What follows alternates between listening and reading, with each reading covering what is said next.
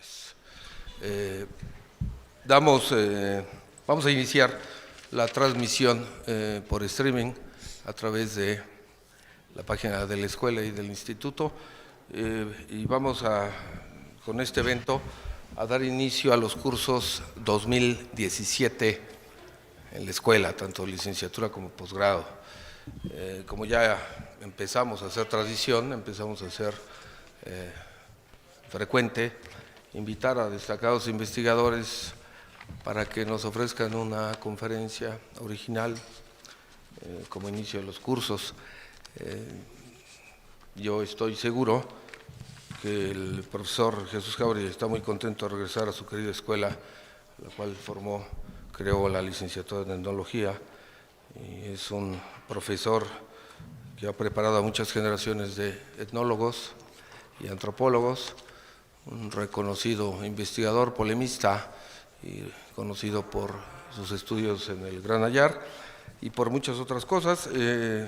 Su libro, se los recomiendo, el del mariachi, resultado de su tesis de doctorado, y ahora, que desde hace unos años ha emprendido la discusión sobre la noción de Mesoamérica, de por sí un tema relevante y que le ha impuesto un significado distinto, cual seguro nos va a presentar el día de hoy.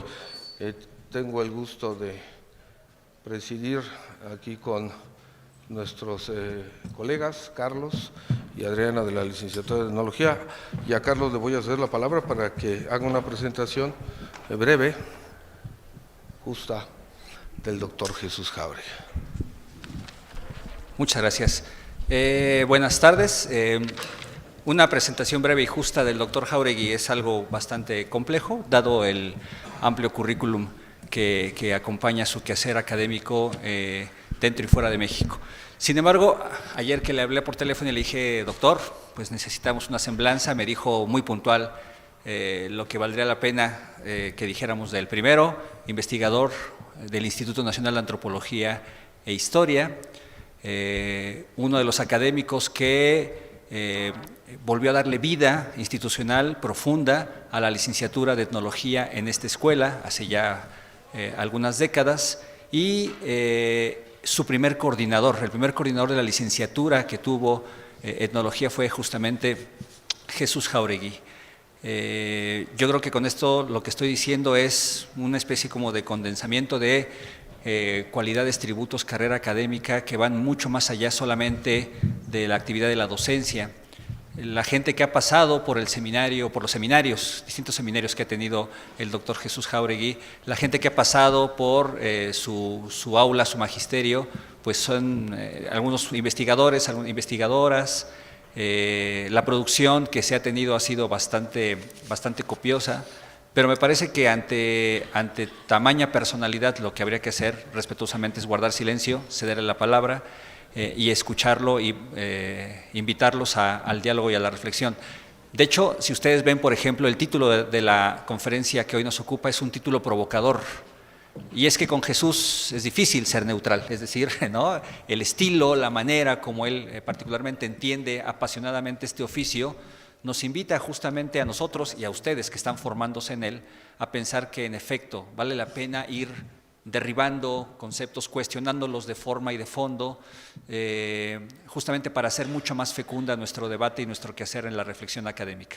Entonces, me gustaría que recibiéramos, como se merece, con un aplauso al doctor Jesús Jáuregui. Muchas gracias.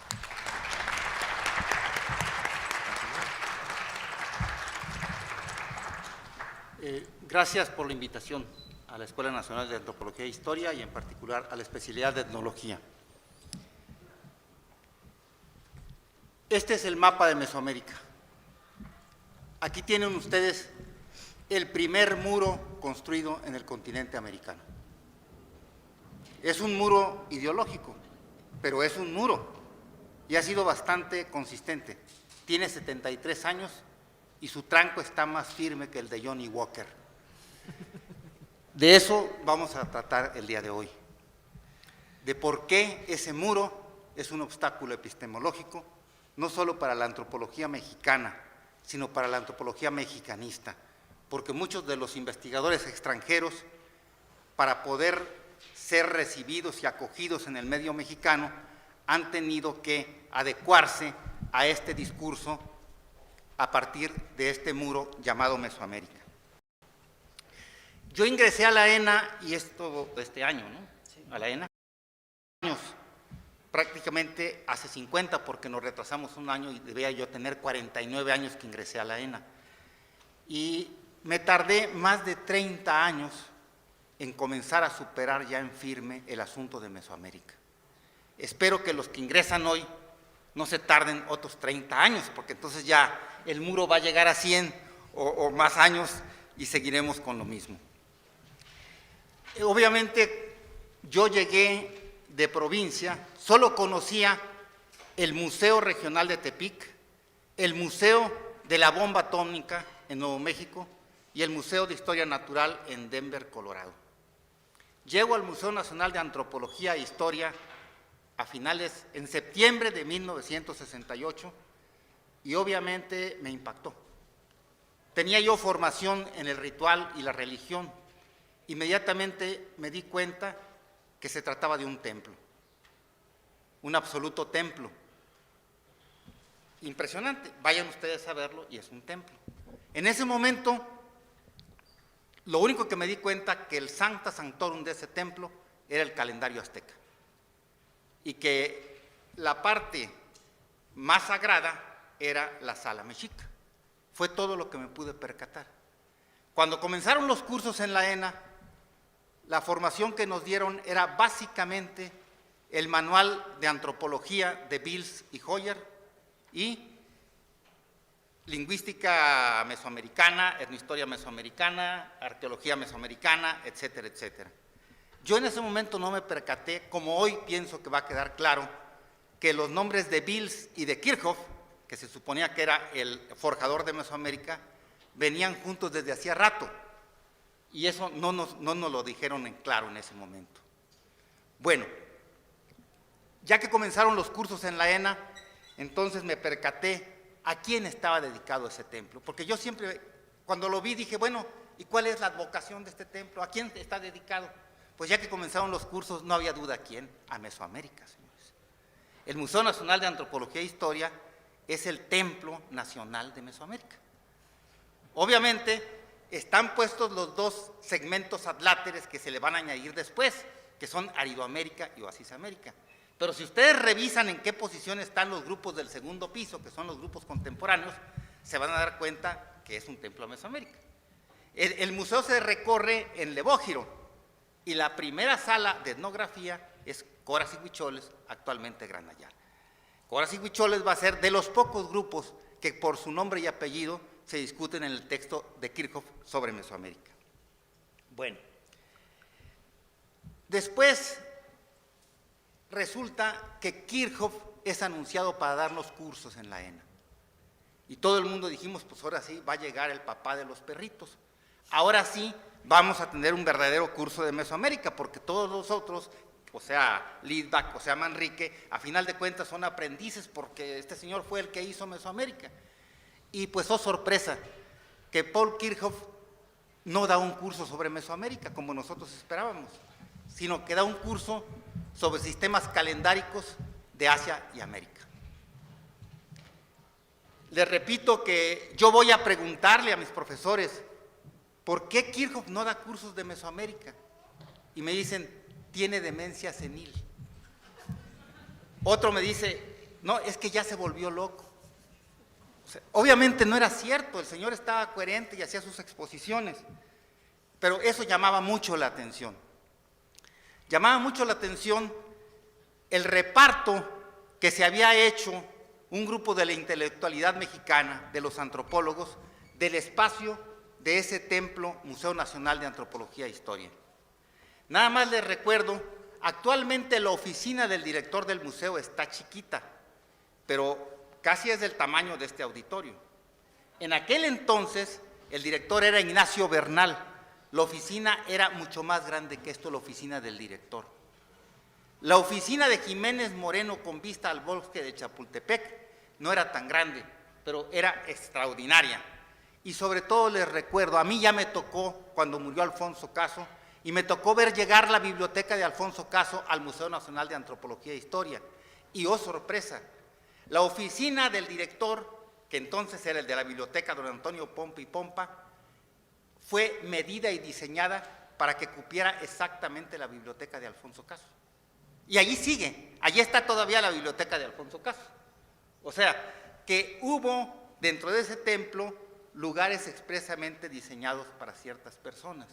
Y lo que llamaba la atención, al menos a mí me lo llamaba mucho, es que a Kirchhoff, el forjador de Mesoamérica, no le tocó ni una buhardilla, ni un ladrillo, señores.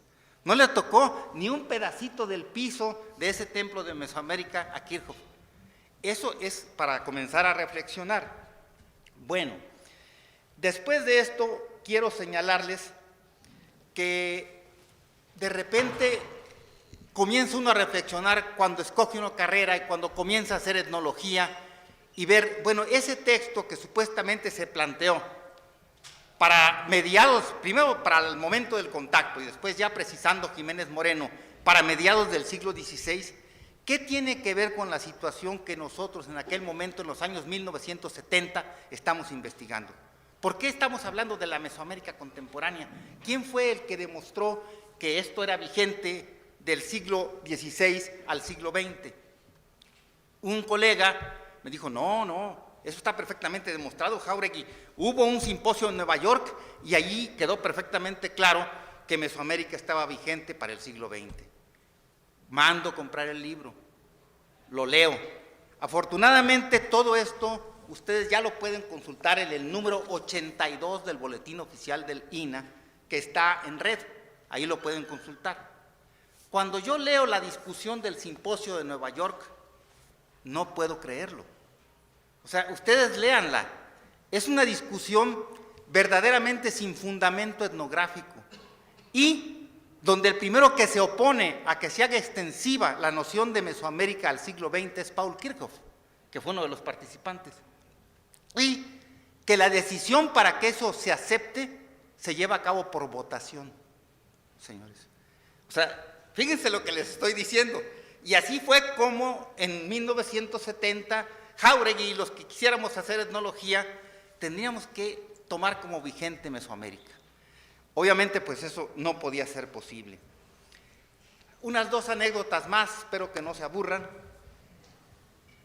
Tomo contacto con algunos colegas extranjeros y una vez le dije a un francés, oye, fulanito, tú que vienes de una escuela etnológica seria, donde tiene una tradición de rigor académico y todo, ¿por qué no haces un artículo poniendo en su lugar el asunto de Mesoamérica? Y me dice, ¿cómo crees? Si yo hago eso, no me vuelven a invitar a México. No vuelvo a dar una conferencia en tu país. O sea, eso no lo voy a hacer yo. Eso les toca a ustedes. No, ¿yo por qué? Jáuregui se pone a pensar y dice, pues ni hablar. Voy a tener que hacer algo al respecto. Y es por eso que preparé este número e hice el primer artículo que se llama Quo Vadis Mesoamérica. Lo que hoy vamos a exponer va a ser parte de la segunda parte de ese artículo que se va a llamar Quo Vadis Nunc Mesoamérica. ¿A dónde vas ahora, Mesoamérica? Bueno, lo primero que hay que señalar, todo lo que les voy a exponer, que obviamente les adelanto, es para señalarles que Mesoamérica no es, nunca ha sido y no puede ser un concepto científico. Es una noción, y es una noción plenamente ideológica y plenamente vinculada con el Estado mexicano. O sea, prácticamente yo les podría decir que Mesoamérica es una noción ideológica de Estado. Y sobre eso es lo que yo quiero tratar. Obviamente, yo voy a decir unas cosas y la mayoría de los antropólogos que ustedes escuchen en este país van a decir lo contrario. A mí me sucede, cuando salió este número, lo mismo que un maestro, cuando yo estaba en la ENA, era alto funcionario en CONASUPO. No sé si sigue existiendo CONASUPO, la Comisión Nacional de Subsistencias Populares. Nos daba las clases y llegaba él con 3 empleados con carretillas con todas las fotocopias que necesitaba una clase de más de 60 alumnos, porque él tenía la posibilidad de hacerlo. Y como estaba cercano al círculo del gobierno del país, nos contaba anécdotas muy interesantes. Y exactamente cuando asume la presidencia Echeverría, que es en ese momento, nos cuenta cómo Echeverría, él estaba presente ahí, le dijo a uno de sus amigos: ¡ay, manito, te me olvidaste! O sea, no le había dado ningún puesto. Pero déjame ver qué puedo hacer para ver si te puedo acomodar. Cuando sale este número, hagan de cuenta que eso mismo me dijeron varios de los amigos y colegas míos. Uno muy famoso, antropólogo mexicano, me dijo, palabras más, palabras menos: ¡chin, mano! Ya no te pude ni incluir en la bibliografía. Ya estaba en prensas el texto que acabo de mandar sobre Mesoamérica. Me acordé yo de: ¡ay, manito, te me olvidaste! O sea, así va a estar siempre. Va a suceder una cosa o va a suceder la otra. Entremos en tema. La propuesta de Mesoamérica, antes que nada, hay que aclarar que no es obra de Paul Kirchhoff. Paul Kirchhoff la escribió. Paul Kirchhoff la escribió con la máquina y la redactó, porque era el secretario de un comité y de una comisión que estaban dedicados a ese asunto. Pero no es obra de Kirchhoff, porque no es un tema que a Kirchhoff le haya preocupado antes, ni a Kirchhoff le haya preocupado después. No sé si soy claro. Y porque la metodología que se empleó en la elaboración de Mesoamérica no la elaboró Paul Kirchhoff, la elaboró exactamente ese comité. No sé si soy claro. Bueno, después de esto, hay que plantear que Kirchhoff logró fama, bastante fama, con ese texto de Mesoamérica. Tuvo que salir del país, a lo mejor sobre esto regresamos. Estando ya en Estados Unidos, en 1953, le encomiendan que haga un trabajo sobre área cultural en el suroeste de Estados Unidos. Si este hubiera sido un trabajo de autoría de Kirchhoff, y ante el gran éxito de Mesoamérica, Kirchhoff hubiera hecho lo mismo otra vez, la misma metodología. Y ustedes pueden revisar aquí el artículo de Cazadores-Recolectores del Gran Suroeste y se van a percatar de que la metodología seguida en ese texto es diametralmente opuesta a la empleada en Mesoamérica. Eso está claro que no es una metodología de Kirchhoff. Por último, es muy importante tomar en cuenta el último párrafo del texto de Mesoamérica, que por cierto les recuerdo fue suprimido por Guillermo Bonfil Batalla en la reedición que hizo la Sociedad de Alumnos de la ENA. Y la mayor parte de las ediciones que se han hecho del texto en español tienen este párrafo suprimido. Solo la de la UNAM, que lo hicieron en los 90, lo tiene de nuevo. Kirchhoff terminaba el texto de Mesoamérica con las siguientes consideraciones.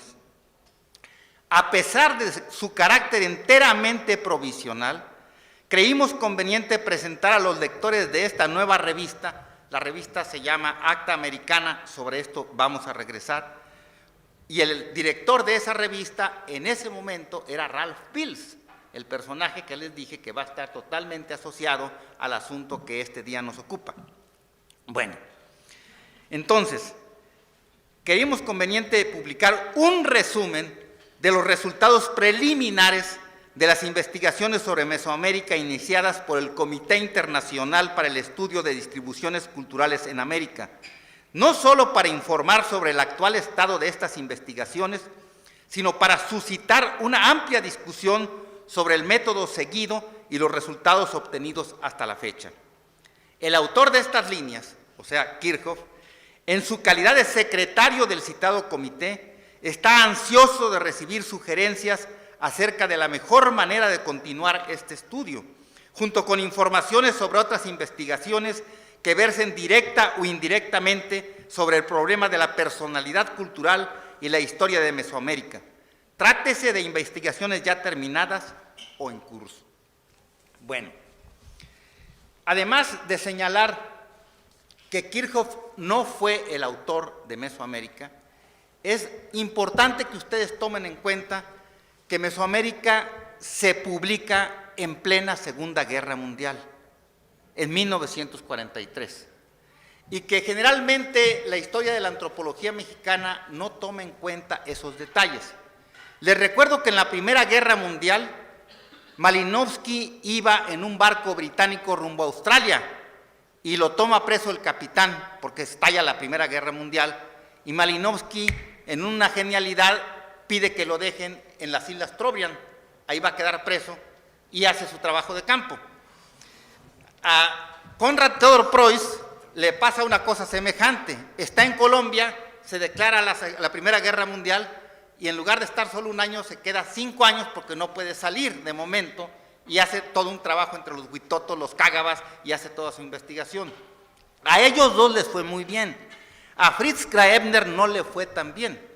Graebner publica su texto sobre los orígenes asiáticos del calendario azteca, redactado, y lo dice en el primer párrafo de su texto, redactado en el campo de concentración con alambre de púas en que me recluyeron en la Primera Guerra Mundial en Australia. O sea, que las cosas no son así de fáciles, pero todavía más duro. Hermann Bayer fue uno de los maestros de Alfonso Caso. Después consiguió trabajo en la Universidad de Tulane en Estados Unidos, pero tenía nacionalidad alemana. En la Segunda Guerra Mundial lo recluyeron en el campo de concentración de Arizona y murió allí durante la Segunda Guerra Mundial porque no llegaron las medicinas de las cuales él necesitaba. Y eso fue difundido en México y todo eso se sabía. Paul Kirchhoff había llegado de refugiado en 1936 a México y se nacionalizó mexicano. Eso le permitió que no lo recluyeran al campo de concentración en Córdoba, donde estaban los alemanes, porque los japoneses estaban recluidos en Colima, porque esas son las convenciones de guerra. Obviamente, cuando Kirchhoff publica Mesoamérica, está en una situación sumamente terrible para él, porque él no sabe quién va a ganar la guerra, y sabe que si gana Hitler, a él le va a ir muy mal. Hitler, o sea, el régimen de Hitler ya le había quitado hasta el doctorado a Paul Kirchhoff. Entonces, él tiene que ser muy cuidadoso de muchos detalles. Nada más les recuerdo que en 44, una vez que sucede el día D, recuerden ustedes, el día D se refiere a la invasión de los aliados a Normandía y que ganan la batalla, Kirchhoff sabe que ya no va a ganar Hitler. Inmediatamente, en menos de un mes y medio, publica 3 artículos en donde se deslinda totalmente de Mesoamérica, donde él aclara que América nada más tiene 2 áreas culturales, la de las grandes civilizaciones y la de cazadores-recolectores. Para mí eso es sumamente claro. En segundo lugar, en el otro artículo, señala claramente que las altas civilizaciones de América no tienen su origen en este territorio. Y con eso va a estar de frente en contra del autoctonismo nacional mexicano, encabezado por Caso, que inmediatamente tomó Mesoamérica. Mesoamérica en sí no implica autoctonismo, pero inmediatamente es reubicada dentro de la corriente autoctonista, y obviamente Kirchhoff queda al margen de ese asunto. Bueno, es importante señalar además que la propuesta de Kirchhoff, la de Mesoamérica, no es científica. ¿Y por qué no es científica? Porque un texto en ciencias sociales tiene que tener las referencias bibliográficas y las citas con respecto a las cuales cualquier otro investigador puede constatar lo que el texto está planteando. Entonces, por ejemplo, Mesoamérica dice que los pueblos que quedaron dentro de esa barda, dentro de ese muro, han compartido una historia común. Obviamente eso implica demostrarlo, y aparte de demostrar que esa historia en común no implica a pueblos que estén más al norte o que estén más al sur. Eso no está demostrado. No es científico el texto porque yo no puedo ver en qué obras se fundaron para decir eso, o qué obras puedo yo revisar para constatar que eso tiene un fundamento en la realidad. Pero la cosa está más grave. Hay todo un artífice que no es Kirchhoff, que está diseñando el discurso que está detrás de este muro. Ese artífice, en mi opinión, fue Wigberto Jiménez Moreno. Él sí tenía tiempo trabajando la cuestión de las distribuciones lingüísticas en el territorio. Él va a ser quien va a dar la cara por Mesoamérica. Cuando alguien hacía preguntas sobre Mesoamérica, por ejemplo, eso, oiga, pero lo del contacto es muy ambiguo, no, Kirchhoff no era el que respondía, sino el vocero de la presidencia era Jiménez Moreno, era el que decía, no, es a mediados del siglo XVI. Y va a ser Jiménez Moreno el que va a decir cómo fue o con base en quién se estableció la frontera norte de Mesoamérica, porque obviamente es la que le interesa al Estado mexicano hasta el momento. La frontera sur no es un problema, el problema es la frontera norte. Y entonces Jiménez Moreno, en su artículo Mesoamérica para la Enciclopedia de México, va a aclarar que se tomaron en cuenta, la siguiente imagen por favor, los estudios de Otón de Mendizábal. Déjenme ver si ya disponemos, sí, ya disponemos. Y el asunto es que él está planteando, regrésate al anterior, aquí lo más importante va a ser esta parte de la frontera, esta. Y luego voy a regresar por qué. Ahora sí, la siguiente. Aquí está uno de los dos mapas de Otón de Mendizábal y vean que aquí se va hasta Arizona, no hay ningún corte aquí. Si uno lee el texto de Otón de Mendizábal, tampoco aparece ese corte. La siguiente imagen, por favor. Esta es la otra imagen de Otón de Mendizábal. Esta se refiere a los regímenes alimenticios y los géneros de vida. De nuevo tenemos agricultores, aquí está toda la cosa que se supone que son cazadores-recolectores, estos son agricultores, pero la línea esta de nuevo va hasta Arizona y ni en el discurso del texto ni en el mapa tenemos un corte aquí claro. Sí está, bueno, la siguiente imagen por favor. Pasamos entonces a un autor que no toma en cuenta Jiménez Moreno, que, bueno, el texto de Otón de Mendizábal es de 1929, el texto de Sauer es de 1934, y él es geógrafo, él sí recorre el territorio, y vemos que él va a hacer un trabajo que se llama Aztatlán, y aquí él va a decir que Aztatlán llega hasta aquí es donde va a estar Aztatlán, desde el río Santiago hasta aquí. La siguiente imagen, por favor. Sin embargo, a la hora de plantear fronteras, vamos a ver que él va a plantear aquí un corte, pero va a plantearlo con duda, preguntándose si es ahí donde puede quedar la frontera. La siguiente imagen es del mismo Sauer, y bueno, están los mapas muy difíciles, yo hubiera querido repartirles uno a cada quien, pero son 20 mapas, y para hacer 20 fotocopias para cada uno de ustedes era un poco problemático.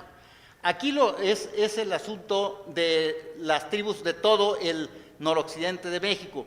Esto también es importante porque a raíz de Mesoamérica hay quienes plantean que el noroeste de México comienza en Culiacán, y no es cierto. Para Otón de Mendizábal y para Sauer, el noroccidente de México comienza en Nayarit, exactamente, donde comienza el Mar de Cortés. Aquí vamos a ver, no se ven los cambios de contraste, pero vemos cómo hay una continuidad en grupos lingüísticos y grupos étnicos. La siguiente imagen, por favor. Aquí está todavía más claro. Aquí lo que va a decir Sauer va a ser fundamental. Efectivamente, aquí tenemos un corte, porque de aquí para acá, en la banda costera, se recogen 3 cosechas al año. Y a partir de aquí, para el norte, en la banda costera, solamente se recogen 2 cosechas. Pero eso no es un argumento para decir que allí hay un abismo y allí hay un área cultural y acá hay otra área cultural. Sin embargo, vemos que por la parte de la sierra, que va a también estar implicada en la cuestión de Mesoamérica, hay toda una continuidad en género de vida, hasta coras y huicholes. La siguiente imagen, por favor. Bueno, aquí ya estamos con el trabajo de Bills, 1932, que es la etnología comparada del norte de México antes de 1750. En mi opinión, este es el trabajo que sirvió de base principalmente a Mesoamérica y que obviamente por obvia, ahora entiendo yo por qué Mesoamérica no tiene bibliografía y no tiene citas. Beals lo que va a suscribir es, cosa que es debatible, que aquí en el río Mocorito, aquí estamos jugando con el río Culiacán, el río Mocorito y el río Sinaloa. Son tres ríos diferentes, porque Jiménez Moreno va a confundir, como nunca recorrió ese territorio, al menos hasta que escribió ese artículo, de repente para él el río Culiacán es lo mismo que el río Sinaloa, porque Culiacán está en Sinaloa actualmente, pero no, son dos ríos totalmente, a eso llegamos, no te rías, Saúl, lo puedes leer y así es.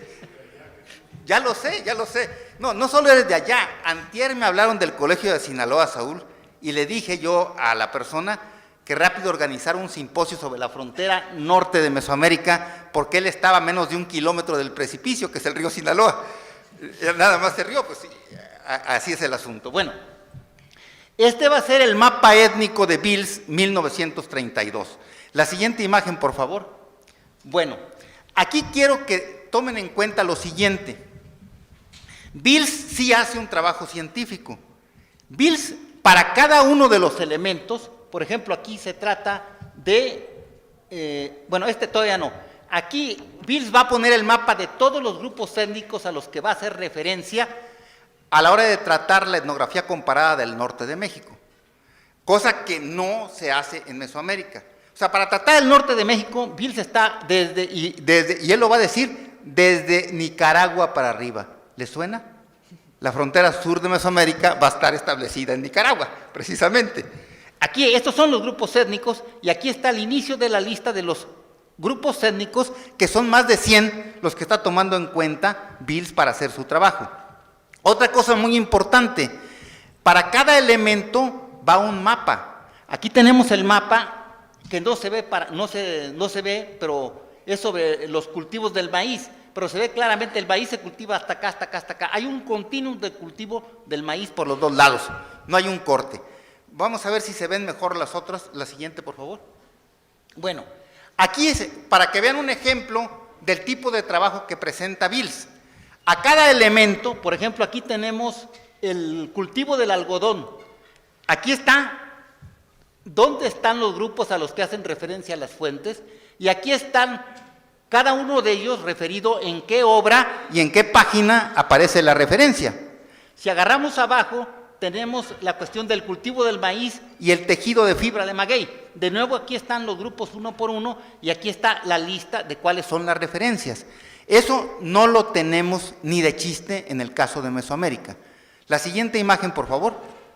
Bueno, la conclusión a la que va a llegar Beals va a ser que estadísticamente hay un corte exactamente hacia el río Sinaloa, porque estadísticamente hay cambios en los porcentajes. No está planteando que de un lado haya unos elementos y de otros distintos. Son los mismos elementos, nada más que el porcentaje de la incidencia es el que va cambiando. Él plantea una frontera estadística y aclara en la conclusión que, bueno, el método de estadística que está utilizando tampoco es un método de ainanita, es un método estadístico burdo, no es nada sofisticado, etcétera, y que con base en eso es que él va a plantear las conclusiones que va a sostener. La siguiente imagen, por favor. Él va a llegar, y esto va a ser muy importante, a establecer provincias culturales. Voy a tener que incorporarme porque es un poco difícil así. Bueno, él lo que va a plantear va a ser que esta va a ser una provincia, esta otra, aquí va a poner un corte, y este es el que van a retomar para Mesoamérica. Y aquí van a retomar un corte entre Sierra Norte, que son tarahumaras y tepehuanes, y acá van a estar los tepehuanes del sur, mexicaneros, coras y huicholes. El corte va a ir aquí. Entonces, la frontera norte de Mesoamérica es argumentada solamente por Beals a detalle. Y él dice, miren, no se puede trazar una línea así, tatas, pero si hay que hacerlo, Entonces, esa línea arrancaría de acá, de Soto a la Marina, bajaría aquí, acá subiría, llegaría acá. ¿Le suena con respecto a Mesoamérica? Nada más que este texto está publicado en 1932, 11 años antes que Mesoamérica. Va él a ser muy enfático en tres cosas que lo van a distinguir de Mesoamérica. Mesoamérica va a ser un corte y nada más le importa de ese corte para abajo. Beals no. Beals está trabajando desde el norte y por lo tanto se mete hasta abajo y llega hasta acá. No es una investigación que esté de antemano recortada. La investigación de Mesoamérica, curiosamente, sí está recortada de antemano. Bueno, pero lo importante es que Beals va a señalar que en un área como esta del norte y en un área como lo que él llama sur de México, América Media, va a haber cazadores-recolectores, que aunque tienen un medio de vida diferente, tienen una cultura intelectual más próxima a los agricultores. O sea, él va a señalar que tanto arriba como abajo van a compartir la macroárea cultural, agricultores y cazadores y recolectores, cosa que en Mesoamérica eso no va a ser posible. Pero dos cosas más. Para Beals, independientemente de esta frontera, se tiene que investigar para arriba y para abajo. ¿Sí está claro? No como en Mesoamérica, que el resultado va a ser que de la frontera para abajo, y los de arriba hay que se hagan bolas. Eso va a ser muy importante. La otra conclusión es que él va a establecer provincias culturales, Sonora, Sinaloa, Tepic, etcétera, Jalisco, Tamaulipas, que están relacionadas de manera dúctil.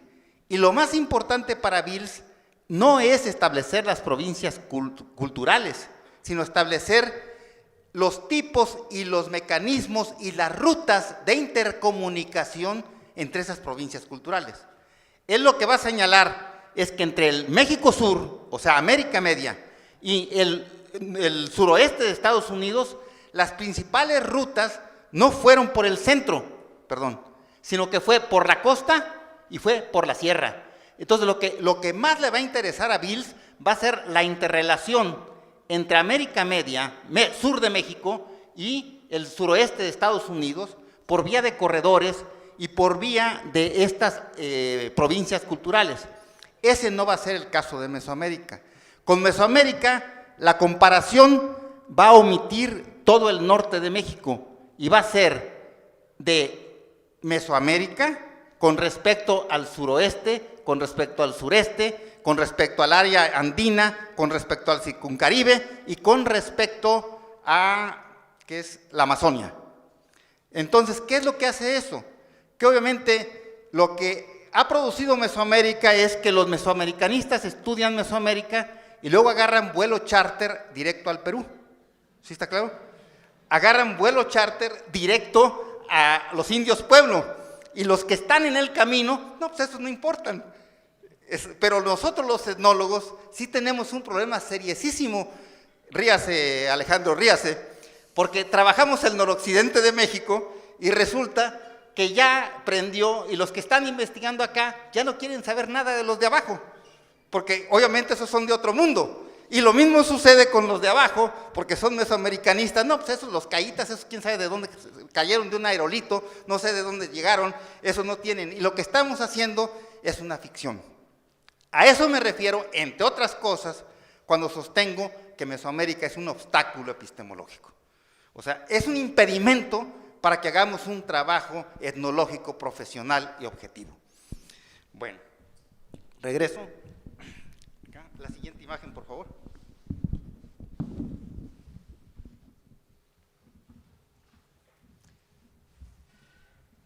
La siguiente imagen.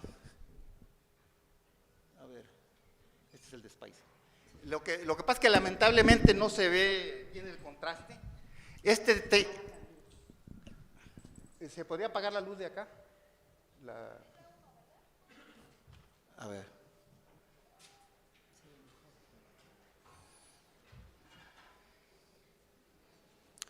Bueno, aquí estos son los grupos étnicos que está planteando Bills para el norte de México. Obviamente él está poniendo a los Mocorito como un grupo diferente a los Caitas, pero eso es muy discutible. La siguiente imagen, por favor. Este es el de Spicer. Para Spicer, que su mapa se llama Los Caitas y sus vecinos, todos estos grupos de aquí son caitas y no hay ninguna división étnica en donde está puesta la frontera supuestamente norteña de Mesoamérica. O sea, esa frontera rompería al grupo caíta de tal manera que unos serían supuestamente mesoamericanos y los norteños no serían mesoamericanos, cuando esto es un absurdo porque las etnografías demuestran que es una sola macrocultura con variaciones, por supuesto. La siguiente imagen, por favor. Bueno, lo más claro y grave, para que ustedes tengan seguridad de que Mesoamérica no es un texto científico, es que ese comité, en donde había gente de Suecia, había muchos de Estados Unidos, de la Universidad de California, estaba obviamente Kreber, estaban otras gentes, hicieron unas recomendaciones para la estandarización de los estudios de distribución cultural. Esas se publicaron aquí en México. El que las editó fue Paul Kirchhoff, porque él era el secretario de ese comité. Están publicadas en inglés, en brasileiro y en español. Y allí se dice claramente que no nada más se tiene que poner la fuente y la cita, se tiene que hacer mapa, tal como lo había hecho Bills, elemento por elemento, y aparte aclarar si ese elemento es de uso generalizado o nada más en ciertas zonas, si es de uso reciente o tiene ya varias generaciones, etc. En cada momento hay estándares diferentes para hacer la práctica científica. En ese momento, este era el estándar para hacer la práctica científica y no se llevó a cabo el texto de Mesoamérica conforme a él. Por lo tanto, no es científico. O sea, no sé si me doy a entender. Por ejemplo, en Mesoamérica nos dice que uno de los elementos característicos de Mesoamérica es el palo volador. Está bien, nada más que dos cuestiones. En todo el occidente de la supuesta Mesoamérica no hay palo volador. Ni en la parte noroccidente tampoco hay palo volador. No tenemos el mapa de dónde sí hay palo volador. No sé si me voy a entender, que era lo que necesitábamos para poder tener cientificidad. Pero además resulta que los indios pueblo, más al norte, sí tienen palo volador. Entonces, ¿en dónde estamos? Bueno, estas recomendaciones para nada se tomaron en cuenta en la redacción de Mesoamérica. Yo las consulté en la biblioteca del Instituto de Investigaciones Antropológicas, si alguien las quiere ir a revisar, y una síntesis de ellas están en el artículo que publico que se llama Quo Vadis Mesoamérica. La siguiente imagen, por favor. Bueno, a esto fue a lo que se llegó con Mesoamérica. Vean ustedes qué mapa tan diferente a todos los demás. Esto es un muro y se acabó. No es más. No hay nada. La siguiente imagen, por favor. Bueno, sin embargo, Kirchhoff le hizo la lucha. En 44 publica, bueno, fíjese, para arriba sigue esto, trata de poner las cosas un poco más objetivamente. Esto de nuevo nos indica que Kirchhoff no era el que estaba detrás de la barda, que Kirchhoff sí estaba planteando unas cosas de mayor fluidez, pero él no era el que mandaba. Había alguien dando las indicaciones. La siguiente imagen, por favor. Bueno, le hace la lucha a Kirchhoff y todavía trata de poner los grupos lingüísticos en 1944 que están dentro de Mesoamérica. Obviamente con menos precisión, con menos profundidad que lo que habían hecho antes Bills, que lo que había hecho Kreber, etcétera, etcétera. Bueno, pues yo de mi parte les doy la bienvenida a los de nuevo ingreso y espero que no les toque como a mí, 30 años después, tratar de quitarse la camisa de fuerza a Mesoamérica. Gracias.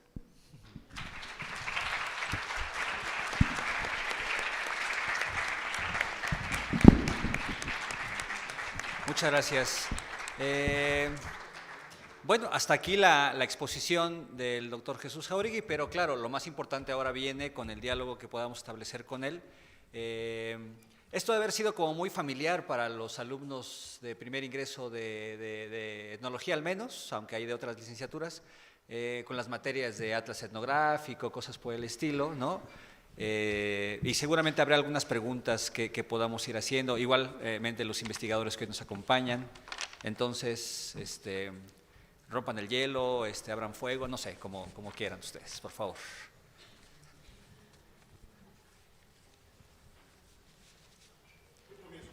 Saúl Millán.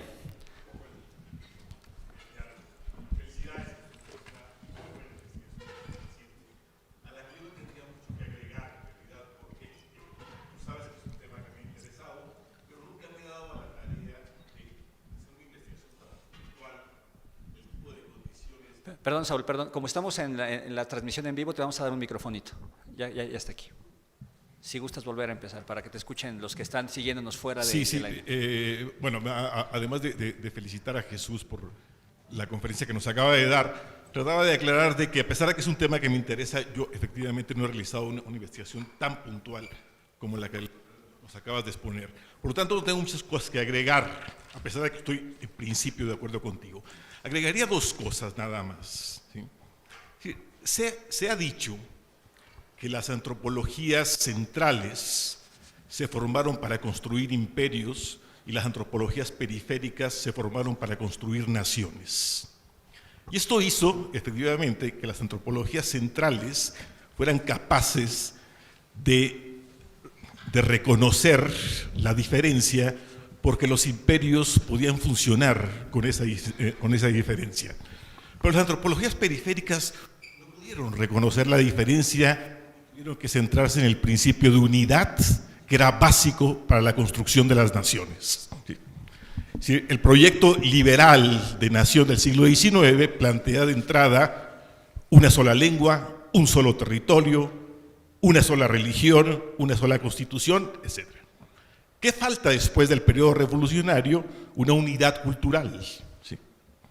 Una unidad cultural, y efectivamente es el Estado Nacional el que le encarga a la antropología mexicana esa tarea. Y de ahí el pecado original de nuestra propia antropología. Es decir, haber nacido bajo el matrimonio que hace con el Estado Nacional para conformar lo que conocemos como unidad nacional. Todo el panorama que nos dice al principio, efectivamente, el texto de Kirchhoff, ¿no?, como anillo al dedo para un programa nacionalista en busca precisamente de la unidad. Porque si algo plantea el texto de Kirchhoff es la unidad cultural de Mesoamérica. Y a partir de ese principio era casi imposible abandonarlo, ¿no?, y había que tomarlo efectivamente como todo un programa de investigación a la cual particularmente la historia y la arqueología contribuyeron de manera muy decisiva. Y lo primero que llama la atención es esta obstinación por negar las diferencias y acentuar las similitudes y las semejanzas.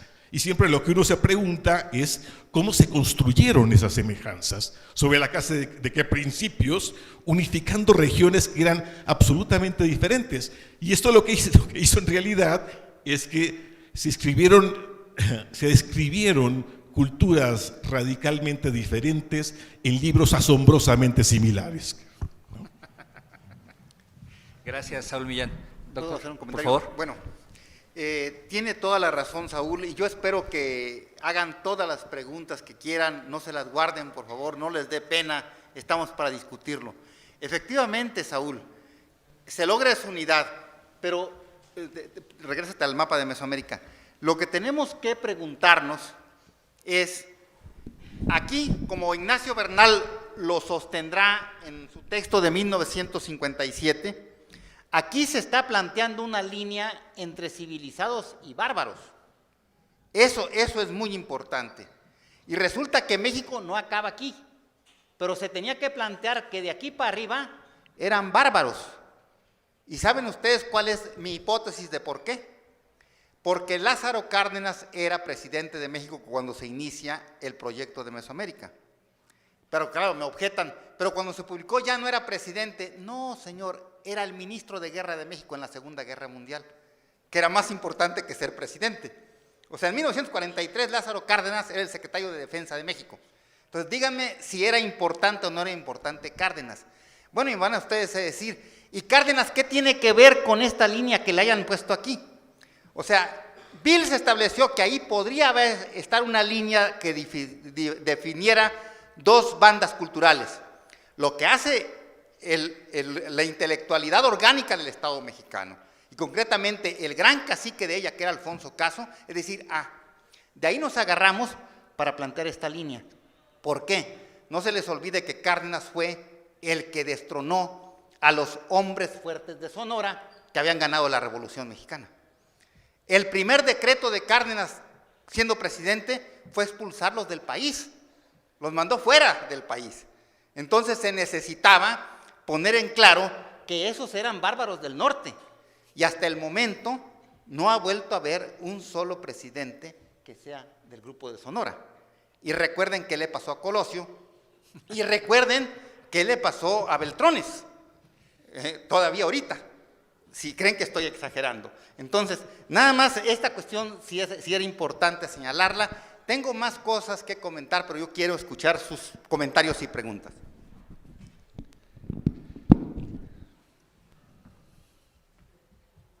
Doctor Villarruel. Pues comenzó usted planteando el presente de Mesoamérica, pero al menos que yo me perdí con la cantidad de mapas. ¿El presente de Mesoamérica cuál es entonces?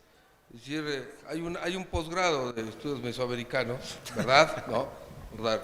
Tan solo un ejemplo. Y usualmente al leer los textos de nuestros colegas antropólogos en México, se refieren siempre a ese monolito sagrado, esa idea de Mesoamérica, es mesoamericano, ese rasgo es mesoamericano. Yo quisiera insistirle, doctor Jauregui, en la carnita. ¿Qué es eso de los rasgos culturales de Mesoamérica? ¿Ya no los vamos a usar? ¿Ya no existen? Bueno, en mi opinión, lo repito, Mesoamérica nunca ha sido un concepto. No fue forjado como un concepto. No hubo la mínima intención de hacer un concepto si no tienes el aparato mínimo para que eso sea un concepto. Se ha usado como concepto y entonces hay que preguntarle a los que lo han usado qué es lo que han hecho, porque lo que han utilizado es una noción ideológica como si fuera un concepto. Y como bien lo dice Saúl, por eso el discurso sobre la unidad, eso es muy importante, porque ese discurso es central para la ideología de un Estado-nación. ¿Sí está claro? Obviamente, si tú a mí me preguntas, yo te diría, lo que hay es unos complejos culturales muy fluidos por todo el continente americano. A ver, si de veras hubiera habido bardas, ¿cómo es posible que Álvar Núñez Cabeza de Vaca haya encallado en la Florida, le haya dado la vuelta por toda la parte sur de lo que actualmente es Estados Unidos, se haya bajado por toda la banda del Pacífico, él con su negrito que lo iba acompañando, y haya llegado hasta el centro de México, no lo hayan matado, no lo hayan hecho pozole, no se lo comieron ni nada? O sea, si Álvar Núñez Cabeza de Vaca pudo haber hecho ese periplo, ¿por qué diablos otras gentes no lo podían haber hecho? No sé si soy claro, pero aparte, lo mismo le pasa en Sudamérica a Álvar Núñez Cabeza de Vaca. Va a dar desde el Perú hasta lo que ahorita es Argentina. Y no lo mataron tampoco, no lo descabezaron. O sea, estamos nosotros, esto Lévi-Strauss lo trabaja muy bien, estamos nosotros planteando una serie de límites y de bardas en un continente donde no las hubo. O sea, Leach te dice, voy con una anécdota importante. Edmund Leach trabaja en las colinas Kachin, que están en Birmania, ahora ya no se llama Birmania. Allí está cerca del Himalaya. O sea, allí decir colinas es decir unas montañas tremendas, para acabar diciendo que allí en esas colinas Kachin hay diferentes culturas, hay diferentes lenguas, hay diferentes tipos de subsistencia. Unos siembran con riego y otros siembran nada más de temporal. Hay unas sociedades que son estatales y otras que no lo son, y sin embargo todas tienen el mismo sistema de organización social. No hay una frontera. Y acá nosotros nos preguntaríamos, bueno, ¿y aquí dónde están las colinas Kachin? Pues ni siquiera, o sea, no llegamos ni a colinas Kachin en el territorio nacional, y resulta que sí estamos poniendo esa barda. O sea, si ustedes caminan por la costa de Sinaloa, está el río Culiacán y es la misma planicie, llegas al río Mocorito, es la misma planicie, llegas al río Sinaloa, es la misma planicie, llegas al río Fuerte. O sea, no hay ningún precipicio, no hay nada que nos permita físicamente y menos culturalmente, en términos de las culturas nativas. No sé si me doy a entender. Aquí creo, pues, de acuerdo con Lévi-Strauss, se han proyectado un tipo de fronteras que son del Estado-Nación a una situación donde no había y no se necesitaban. No sé si soy claro. Las bardas comenzaron con los Estados-Nación, y les repito, esta fue la primera, que es una barda ideológica. Antes de que hubiera Estados-Nación, no había bardas. De hecho, van a encontrarse zonas de interrelación de gente de diferentes grupos étnicos, de diferentes lenguas, todo que concluían al mismo mercado, y ahí hacían sus transacciones y otra vez se regresaban. Lo que creo que hay que retomar es que antes de ese momento del contacto, las cosas eran más fluidas. Una vez que llega la colonización española, es cuando comienzan las cuestiones de las fronteras. ¿Sí está claro? Porque ya es un estado de otro corte. Y bueno, ahora estamos con el broncón del muro. Gracias, doctor Jauregui. El maestro Juan José Atilano. Jesús, felicidades por la conferencia. Es una posición bastante interesante para cuestionar Mesoamérica desde una lectura política que era obligada. Mi pregunta va en el sentido, a partir de ese cuestionamiento, es para las nuevas generaciones y para los antropólogos que somos ahora, es el siguiente paso es una deconstrucción de la antropología que se ha generado en México a partir de esta crítica. Y la segunda sería, Roteros tendría que tomar esa deconstrucción hacia adelante. O sea, llama mucho la atención también el hecho, insisto, en lo que decía Alejandro, de un posgrado en estudios mesoamericanos, ¿no? Bueno, yo nada más comentaría lo siguiente. Lo que tenemos que hacer es formar en los alumnos una idea de que tenemos nosotros diferentes estratos culturales en un país como México. Y que una cuestión es que tomemos temas de la población, no tengo otro adjetivo que usar más que mestiza, y otra cosa es que hagamos temas de la población indígena. No sé si me doy a entender. Sobre todo cuando tratemos temas referentes a culturas que tienen una raigambre amerindia, tenemos que superar el asunto de la frontera mesoamérica. Eso no nos sirve para nada. Eso es lo más importante. Decirle a la gente que no pare sus lecturas si va a trabajar a los mazaguas en este muro, que vea más para arriba, ¿sí está claro? Y sobre todo propiciar que nuestros antropólogos en el INA mismo, que están investigando a los caítas o que están investigando a los pocos sobrevivientes indígenas en Baja California Sur, no piensen que ellos están aislados, que culturalmente no tienen nada que ver con las gentes de acá. Exactamente, cuando uno ve, por ejemplo, la síntesis que se hace de cuáles eran los rasgos culturales de los indígenas de Baja California, la mayor parte de ellos desaparecidos, pero lo están haciendo para el siglo XVIII, y salen 10 rasgos culturales que son los característicos de los indígenas de Baja California. De esos 10, 9 los comparten con coras y huicholes. Nada más para que se den una idea. Entonces, si de 10, 9 están compartiendo con coras y huicholes, eso quiere decir que tenemos una beta comparativa que no podemos desdeñar. Sin embargo, te dicen, no, pero ahí está el Mar de Cortés. Bueno, ¿y eso qué? Si a final de cuentas los seris se vinieron de Baja California a la parte continental de Sonora y no había motores fuera de borda, quiere decir que sí se podía. No sé si me doy a entender. Entonces, no se puede porque estamos con bardas ideológicas, no son bardas naturales las que tenemos enfrente. Yo considero que tendría que hacerse una formación, como creo que fue la intención cuando se restableció la especialidad de etnología, de que la gente pudiera trabajar Centroamérica, pudiera trabajar Sudamérica, pudiera trabajar Norteamérica, el Caribe o Indonesia o lo que fuera. Y sobre todo, recordando lo que dice Saúl, también recurrir a escuelas antropológicas, porque hay las que tú dices, las centrales, hay las periféricas y hay unas intermedias, por ejemplo la holandesa, que medio fue imperio, pero no fue tan imperio, y que tienen una tradición de etnología sumamente importante y sumamente interesante, con una situación como Indonesia.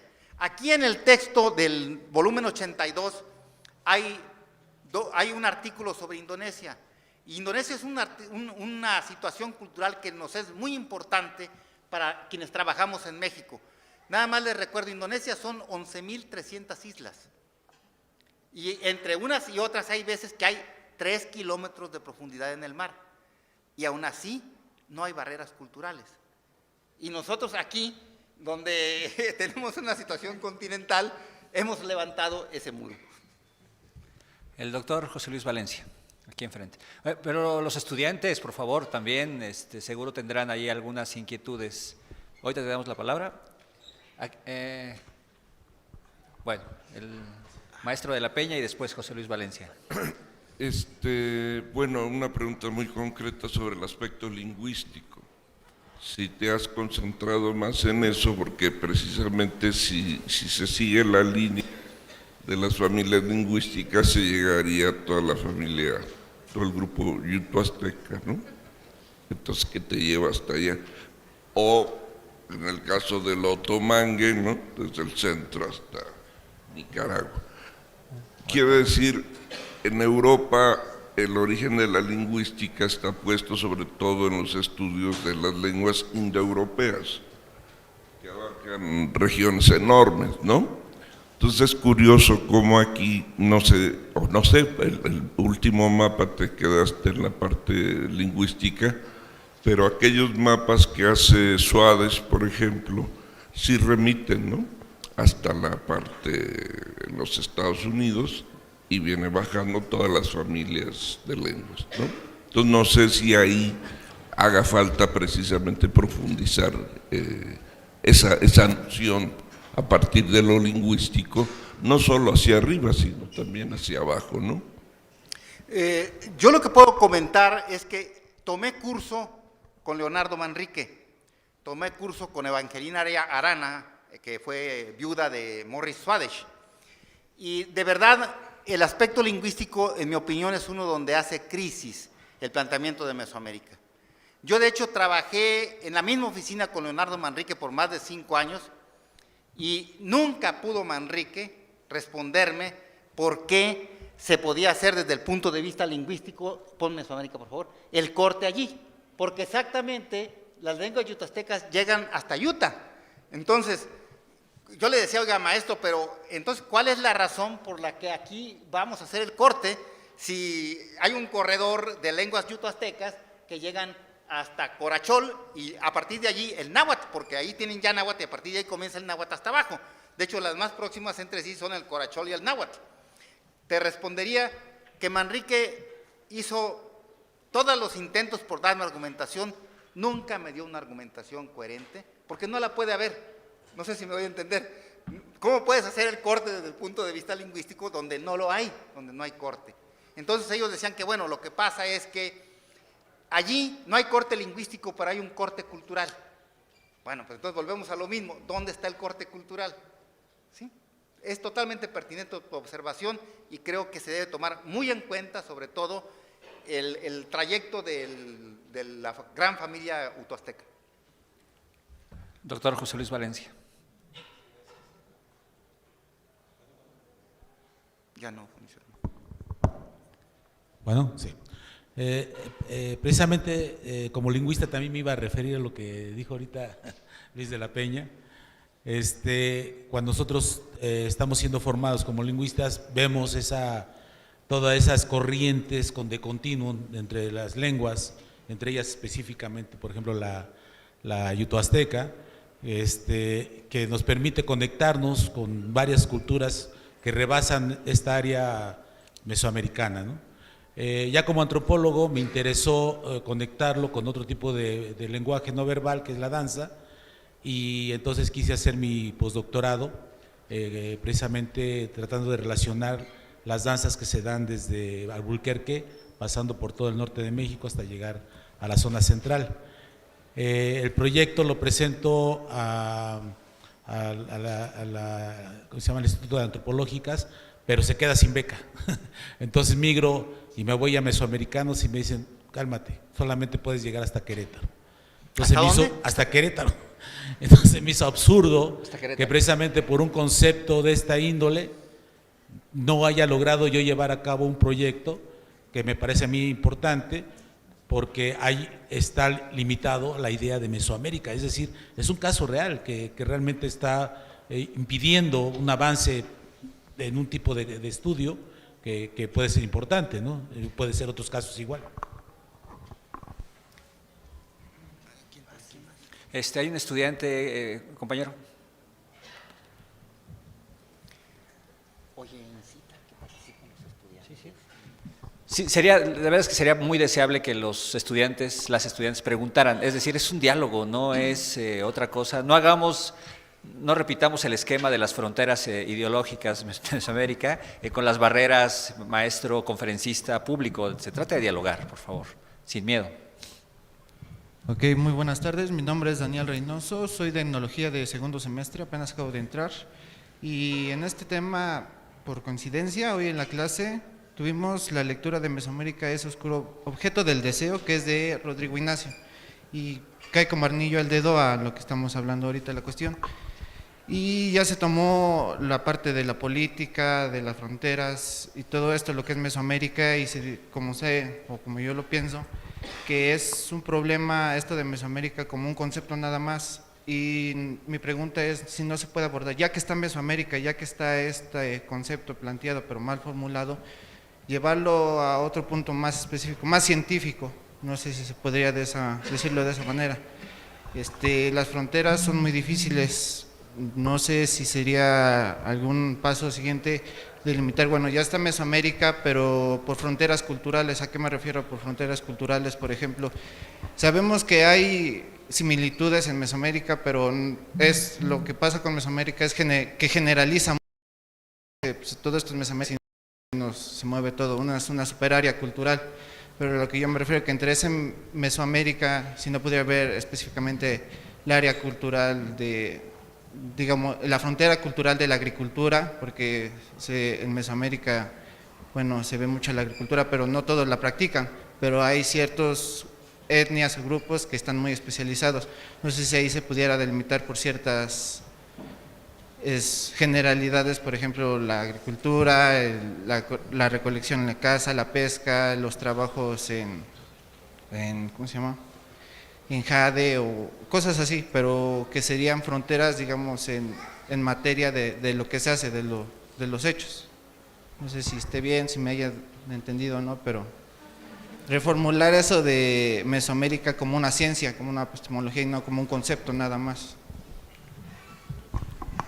Aprovechamos de una vez para darle la palabra a Cristóbal. ¿Allá arriba también? Hola, buenas tardes. Yo tendría una pregunta para el doctor Jáuregui. Cuestionamos el concepto de Mesoamérica y su uso en antropología, pero yo creo que no solamente se tendría que hacer en antropología y etnología, ¿no? Porque los estudios arqueológicos aquí en México están bastante, no sé si permeados del concepto mesoamericanista hasta los estudios históricos. Por ejemplo, si quieres estudiar arqueológicamente algo que no sea Mesoamérica, pues que me pongo nervioso. Pero bueno, ya. Pero bueno, si estudias arqueología y quieres abordar el tema de Aridoamérica o de las tribus seminómadas del norte, veo que es algo que todavía no está bastante desarrollado. Y lo digo particularmente aquí en la Escuela Central de Antropología, en lo que es la ENA. La pregunta sería cuestionarnos si esta ideología de Estado sigue permeando el tipo de estudios que hacemos aquí en la escuela, sobre todo porque, no sé, si leemos las tesis de antropología o de etnología, más del 70% yo creo se dedican a estudios un tanto, no sé si llamarlo clásicos, porque sí se enfocan a comunidades etnolingüísticas en México y no se abren hacia otro tipo de campos. ¿Cómo preguntarnos la antropología en ese contexto, no? De qué otro tipo de conceptos o barreras epistemológicas tendríamos que superar aquí en la ENA, sobre todo que es la Escuela Central de Antropología del país, más o menos? Sí, me entendió. Bueno, voy a hacer dos comentarios. El primero, pretendo haber dejado claro que el texto de Mesoamérica no es un texto científico. No lo puede ser. Bueno, tuvieron todo el tiempo para tratar de hacer el texto ese científico. Hacer todas las citas, poner todos los mapas, hacer todo el aparato crítico, todo. No lo hicieron. ¿Por qué? Pues porque no les interesaba ni era necesario. Ahorita, 70 y tantos años después, que alguien diga, bueno, está bien, está deficiente el texto de Mesoamérica, pero yo lo voy a hacer correcto científico. A mí me parece absolutamente sospechoso. No conozco práctica científica que diga, bueno, está mal, pero ya vas a ver, está bien y yo te voy a demostrar que está bien. O sea, eso se llama religión, no se llama ciencia. O sea, está bien, no está bien hecho, pero de cualquier manera yo te voy a demostrar que sí estaba bien hecho porque voy a agarrar el otro camino y vamos a llegar a lo mismo. A mí me parece que eso está absolutamente apartado de cualquier espíritu científico, a mí. O sea, resulta que ya sabes que Mesoamérica, aunque esté mal redactado, aunque no tenga fundamento y todo, sí está correcto. Nada más que ahora vamos a ver cómo le hago. A ver, mano, ¿cómo le vamos a hacer para que ahora sí salga bien? No va a salir bien nunca, señores. No sé si estoy claro en ese punto. ¿Por qué? Porque se está partiendo de una premisa como dogma. Y entonces ahora, a esa premisa, que no tiene fundamento, le vamos a poner el fundamento. Eso está totalmente, en mi personal opinión, apartado del método científico. Otro comentario que es muy importante, y que ojalá, que bueno que estén aquí varios maestros, entre ellos Saúl Millán y otros, les empaticen a los alumnos. Señores, hay que tener un mínimo de conocimiento de los procesos epistemológicos. Lo que menos vayan ustedes a aceptar es cuando les dicen que Mesoamérica es la realidad, que Mesoamérica es un proceso histórico. No, Mesoamérica tiene que ser un concepto o una noción. O sea, Mesoamérica no es la realidad y la ciencia no se la pasa fotografiando la realidad con una posición de un realismo ingenuo. La ciencia tiene que construir conceptos, operar con modelos, trabajar a partir de ellos. No sé si soy claro en ese punto, porque Mesoamérica ya es una cuestión ideológica muy fuerte en este país. Nada más lean el periódico del día de ayer con respecto al Día de las Lenguas Indígenas. Y todo el mundo está hablándote de que tenemos que regresar a las culturas mesoamericanas, todo es Mesoamérica ya. Nosotros como antropólogos tenemos que deslindarnos de ese tipo de propuestas. Claro, en otros foros donde hemos estado no ha faltado quien se pare y diga, entonces usted está negando que existen las culturas de aquí de México. No, no estamos diciendo eso. Las culturas de aquí indígenas de México, las culturas amerindias, las culturas nativas existen. El problema es qué etiqueta les estás poniendo. Y lo que yo digo es que no es correcto ponerle la etiqueta de Mesoamérica porque es una etiqueta elaborada de manera inadecuada desde el principio. Vamos a hacer una última ronda. A ver, el compañero allá atrás también, una más para cerrar ya. Y acá el compañero. Pues con eso cerraríamos. Perfecto. No hay prisa, me dice el doctor, entonces. Quisiera felicitarlo y quisiera saber si su investigación sobre Mesoamérica la ha presentado con antropólogos de Norteamérica o de Europa para ver o de América Latina, para ver cuál ha sido sus comentarios, ¿no? De lo que piensan de cómo ir rompiendo esta noción ideológica que nos han impuesto, ¿no? Más es todo. Bueno, la primera parte, que se llama Cuadro de Mesoamérica, está publicada desde 2007 en el número 82 del Boletín del INAH. Y voy ahorita a comenzar a redactar la parte segunda. Pero discutirlo con gente del extranjero, no. Sí me llamaron gentes del Colegio de México cuando salió este número para felicitarme, sobre todo porque estamos haciendo la relación con planteamientos que se han hecho para Indonesia, como el campo de estudio etnológico, aplicándolo en el caso de Gran Nayar, y nos felicitaron por ese tipo de ejercicio que hicimos. Acá. Compañero. Bueno, hace tiempo yo había hecho una lectura también de, más que nada enfocado, creo que toca que ver con la descolonización, el pensamiento de la descolonización, que creo que esta ponencia por eso me resultó muy interesante, porque viene siendo crítica en este sentido. Y una vez leí un texto de un personaje que se llamó Tlacachen Estivaler, en donde él también puntualizaba de que como a manera de ofrecer un esclarecimiento semántico de conceptos que se han acuñado mucho y que bueno, brotan de la antropología y que contagian a otras disciplinas, ¿no?, que lo siguen reproduciendo. Me refiero a los conceptos como conquista, como prehispánico, ¿no?, en este caso lo mesoamericano, ¿no?, Mesoamérica. Esto porque él sugiere una depuración semántica, ¿no? O sea, conquista, él en ese caso menciona de que involucra un cortejo, una aceptación del otro, pero en este caso cuando llegaron acá los españoles, pues fue una invasión, ¿no? Pero estos conceptos se siguen reproduciendo en otras disciplinas y se sigue suscitando esto que también a colación mencionan como en el caso apenas en que se festejó el Día de la Lengua Materna. Otro aspecto también es que nosotros, bueno, como estamos preparándonos como antropólogos y a veces queremos una preparación multidisciplinaria, está este dogma muy enclaustrado en las disciplinas antropológicas y como bien mencionaron, tal cual es así que hay un posgrado en estudios mesoamericanos en la UNAM, ¿no? Digo, ¿cómo podemos ir deconstruyendo eso si yo me pongo en mi lugar, o sea, en el lugar de que queremos entrar a un estudio de mesoamericanos para poder tener un grado de maestría o acceder a mayor conocimiento, pero tenemos que supeditarnos a ese dogma, ¿no? Porque si no, no nos van a dejar, ¿no? Que mencionaron allá hace rato también con el proyecto que ya no le dejaron avanzar, ¿no? A veces este dogma de verdad que sí está muy permeado, porque también he tenido discusiones incluso con historiadores, ¿no? Yo, bueno, aquí soy profesor de zapoteco y con paisanos allá en la región del Istmo, que son historiadores, a veces siempre esa pugna por ese dogma. Por otro lado, también lo que apunta a la mexicanidad es de que ellos dicen que no es Mesoamérica como tal, sino que le llaman al área geográfica de que viene siendo desde Aztlán hasta Nicaragua, que dicen Nicaragua significa hasta aquí Anáhuac, ¿no? Dentro de esos límites, digamos, del pensamiento, ya sea de la mexicanidad o que pueden también incluirse como este pensamiento de descolonización, ¿no? ¿Puedo hacer un comentario? Sí, por favor. Bueno, quiero que tengan claro lo siguiente, sobre todo los jóvenes estudiantes.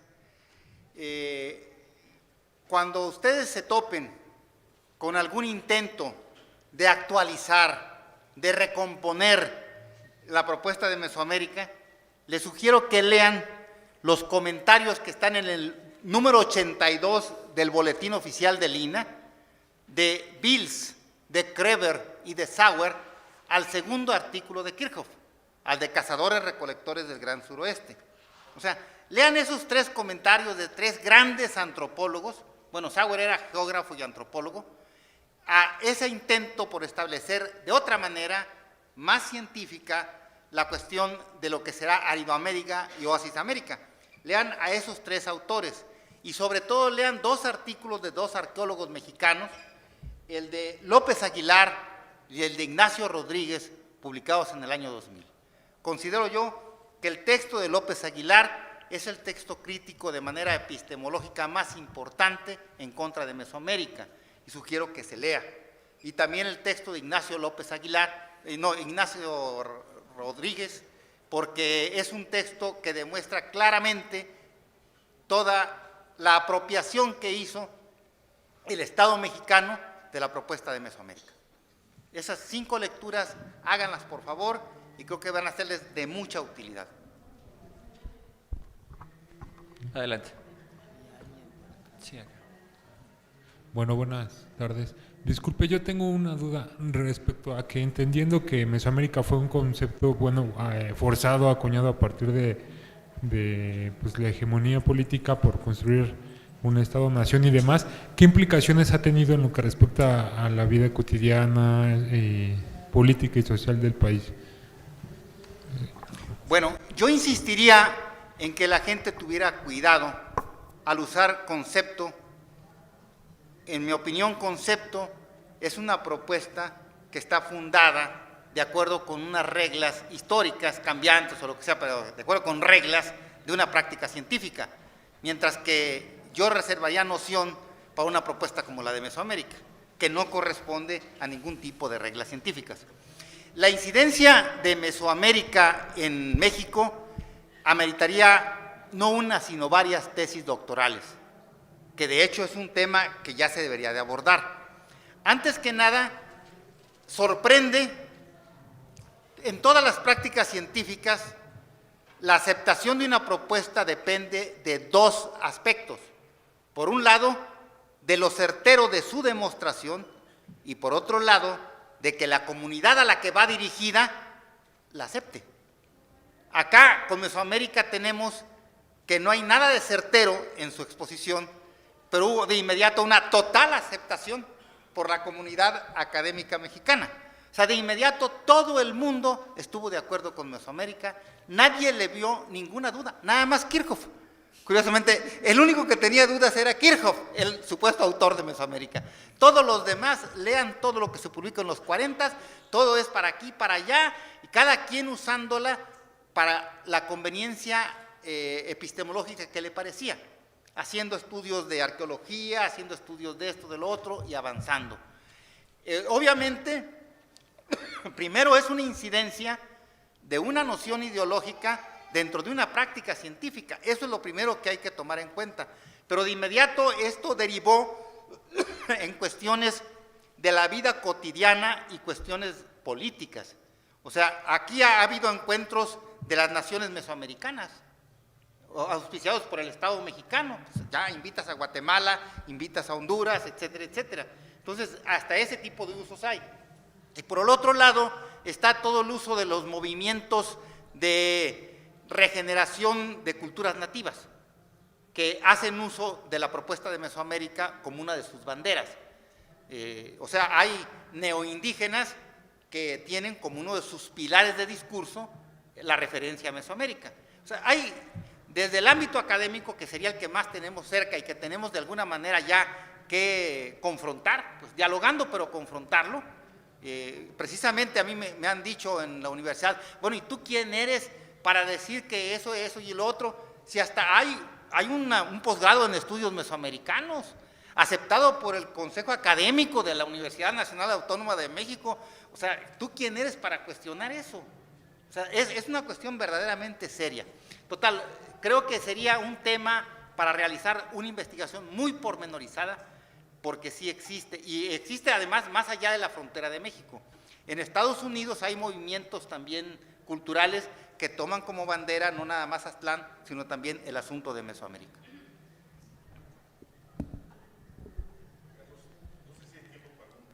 Sí, sí, claro. Hay tiempo claro. para todo. Hoy el doctor Jáuregui viene específicamente a esto. La cantina abre a las 2 de la tarde. Un último comentario de mi parte, y más para los alumnos de etnología que están aquí presentes. Me parece que hay dos lecciones que podemos sacar de la conferencia que hoy nos ha brindado Jesús Jáuregui. La primera recuerda lo que decía Foucault, en el sentido de que la vida no existía antes de la aparición de la biología. Hoy podemos decir que Mesoamérica no existía antes de la aparición del nacionalismo. Es exactamente la misma relación, ¿sí? La segunda, creo que es importante para ustedes que están iniciándose en el estudio de la antropología, particularmente de la etnología.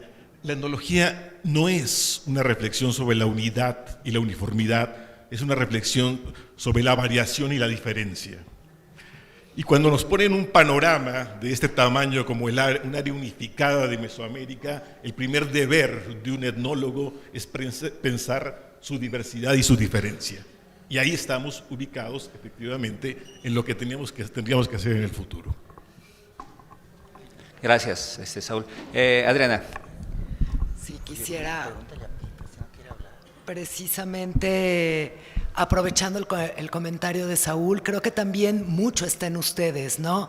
Ustedes llegan ahora con una investigación bastante avanzada y pueden ser ustedes mismos quienes se pregunten, cuestionen lo que está comentando Saúl, o bien cómo se construyó esta idea, lo que están diciendo, qué repercusiones ha tenido, cómo podemos salir de ahí. Y creo que una de las maneras para salir de ahí es justamente cuestionándolo y presentando otras propuestas, ¿no? Está también en ustedes, ¿no? Están iniciando su trabajo. Gracias. ¿Quisieras comentar algo a estas cosas? Peter. ¿Nada, Peter? Bueno, un comentario, sí. Saúl, dada la postura teórica desde la que yo practico mi profesión, añadiría a lo que tú dices las transformaciones. O sea, no nada más hacer énfasis en las diferencias, sino que esas diferencias están en transformación, tanto histórica como en transformación sincrónica. Luis de la Peña, si le pueden hacer llegar el micrófono al maestro.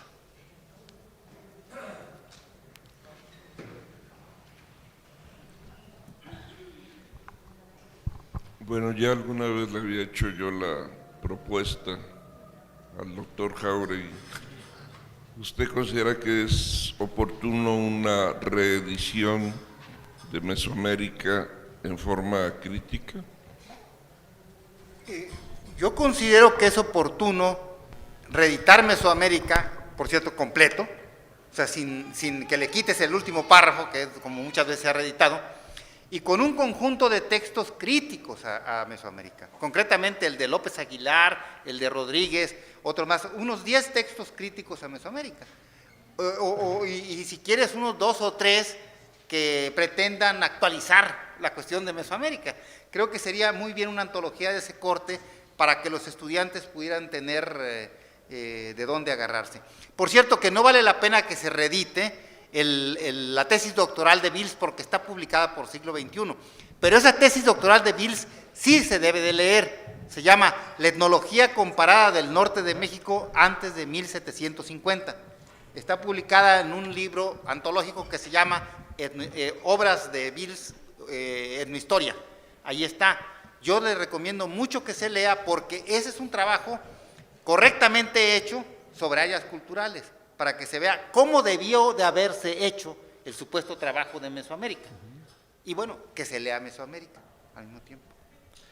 Ahora, sin olvidar que una publicación, tal vez la última, no recuerdo, sobre Mesoamérica, la hizo la Sociedad de Estudiantes de la ENA, que habla también de una época donde la escuela tenía una intensa actividad no solamente de sus profesores o de los investigadores, sino también de ustedes o de quienes los antecedieron, a la hora de publicar, a la hora de generar debate por muchas vías, incluso por la vía impresa.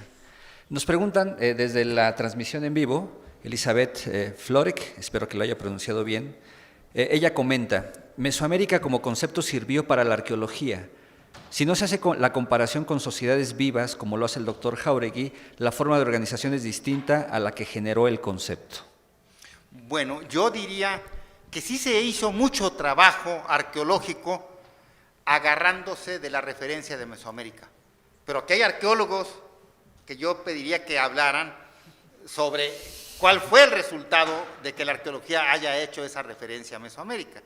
Exactamente los 2 textos que yo les digo, el de López Aguilar y el de Rodríguez, que son de arqueólogos mexicanos egresados de esta Escuela Nacional de Antropología e Historia, son 2 textos muy importantes para que esta persona, si los lee, reflexione sobre el tema que está abordando. Y yo pediría que si los arqueólogos aquí presentes pueden hacer una intervención con más precisión, la hagan. Yo solamente les puedo comentar, yo fui muy amigo en mi generación de Enrique Nalda, voy a decir su nombre. De hecho, yo fui su ayudante de campo en su tesis de licenciatura, que fue prospeccionar toda la parte de Querétaro y la parte sur de Guanajuato. Y efectivamente, Enrique Nalda era de los que Kirchhoff dijo que Aztlán estaba en la vuelta tal del río Santiago, allí por el estado de Guanajuato, allí debe estar Aztlán. Y Enrique Nalda fue a organizar una investigación allí. Obviamente, honestamente reconoció que no había nada que tuviera que ver con lo que decía Kirchhoff. Por supuesto, eso lo dice Kirchhoff en otro trabajo. O sea, sí, mucha gente ha hecho y ha dirigido la cuestión de la investigación arqueológica a partir de la propuesta de Mesoamérica, pero había que ver con qué resultados. Y eso sobre todo les corresponde hacer la evaluación, que creo que en buena medida está hecha a los arqueólogos. Aquí, lamentablemente, no quiere hacer uso de la palabra el doctor Peter Jiménez, pero él ha trabajado sobre todo en ese borde. Él ha excavado en la Quemada, Zacatecas. Actualmente tiene un gran proyecto en el Cerro del Teúl, en Zacatecas, límite con Jalisco. Entonces, él quizá pueda hablar con mucha mayor precisión sobre el tema que esta persona señala. Pero no sé si quiera. Por alusiones personales. A ver, llévale el micrófono, llévaselo. Que si puedes repetirle la pregunta. Sí, claro. Mesoamérica como concepto sirvió para la arqueología, dice Elizabeth Florek. Si se hace la comparación con sociedades vivas, como lo hace el doctor Jáuregui, la forma de organización es distinta a la que generó el concepto. El problema es, o sea, si nos vamos atrás en el tiempo, las relaciones que comenta Jesús, etnografía, hay un continuum ahí, es igual en arqueología para atrás. Entonces, no es válido del siglo XVI, ni siquiera para el siglo VI. O sea, entonces, a nivel de profundidad es peor tantito. ¿Okay? Entonces, aquí el problema es, hago referencia a uno de estos jóvenes aquí, hizo la pregunta, ¿qué hacemos? Estamos a media carrera, una carrera que estoy haciendo un trabajo sobre, y cada vez que menciono Mesoamérica, ¿qué hago con esa palabra? Entonces, lo tacho, lo pongo esta cosa, pongo Middle America en inglés, ya me lo capoteo como Cantinflas. O sea, es un problemón, ¿ok? ¿Sí?